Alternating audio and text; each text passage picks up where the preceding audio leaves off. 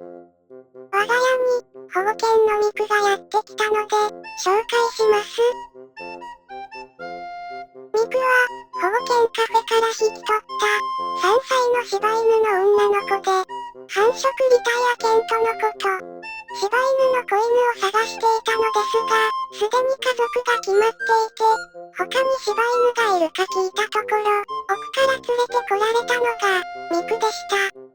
店員さんに抱っこされたミクは、めちゃくちゃおとなしくて、まるで大きい猫みたいでした。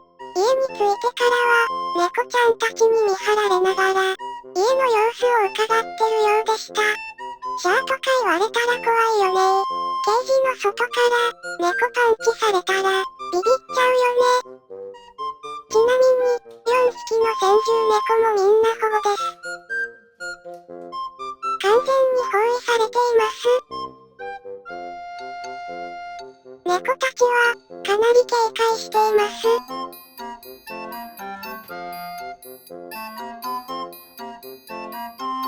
パパがご飯を持ってきてくれました。お腹が空いていたのか、よく食べます。毛がふわふわで大きく見えますが、この時、7.8 キロぐらいで、めっちゃ軽かったのですが、今はちょっと食べ過ぎて1キロぐらい増えました。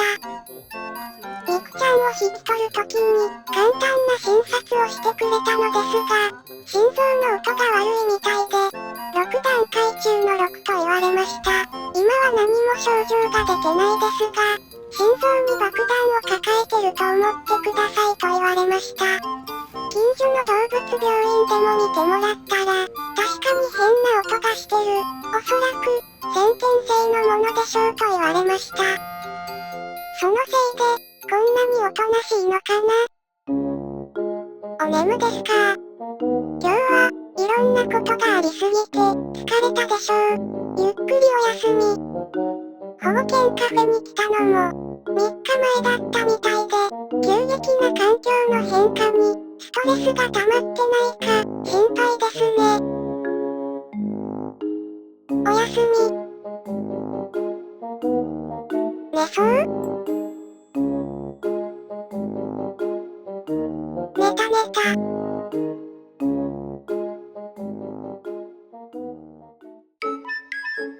ちょっとケージから出してみました。見てわかるように、なんか立ち方が弱々しいのです。フラフラしています。特に、後ろ足が弱い気がします。ケージから出たことないのかな？緊張してるだけかな？早くこのお家に慣れてね。お散歩とかもしようね。おとなしいミクちゃんですが、人や犬、猫は好きみたいで、全く動じません。お母さんやからかな。探索してる隙に、猫ちゃんにケージ取られた。この困り顔わらわら。誰かこの猫出してまあ、いっか。仲良くしようね。ぐー。また爆睡。かわいいな。ずっと見てられるな。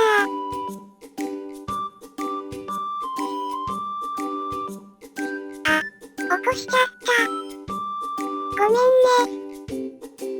4匹の猫の中でも、一番ビビりの手とは、離れたところから、よそ者を見張っています。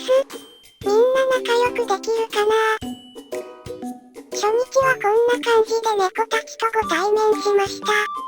今夜は、家族全員でリビングに寝ます。ミクちゃんが、うちの子になるまで、たっぷり愛情注いでいきます。